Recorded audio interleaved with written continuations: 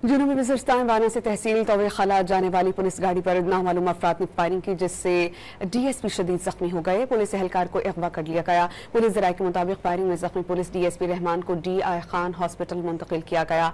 लापता पुलिस एहलकार की तलाश जारी है। पुलिस ज़राए बताते हैं कि वाक़े की तहकीकात का आगाज कर दिया गया है। जनूबी वज़ीरिस्तान वाना से तहसील तौवे खला जाने वाली पुलिस गाड़ी पर नामालूम अफराद ने फायरिंग की, जिससे DSP शदीद जख्मी हो गए। पुलिस एहलकार को अगवा कर लिया गया। पुलिस ज़राए के मुताबिक फायरिंग में जख्मी पुलिस DSP रहमान को DI खान हॉस्पिटल मुंतकिल किया गया। लापता पुलिस एहलकार की तलाश जारी है। पुलिस ज़राए बताते हैं कि वाक़े की तहकीकात का आगाज कर दिया गया है। जनूबी वज़ीरिस्तान वाना से तहसील तौवे खला जाने वाली पुलिस गाड़ी पर नामालूम अफराद ने फायरिंग की, जिससे DSP शदीद जख्मी हो गए। पुलिस एहलकार को अगवा कर लिया गया। पुलिस ज़राए के मुताबिक फायरिंग में जख्मी पुलिस DSP रहमान को DI खान हॉस्पिटल मुंतकिल किया गया।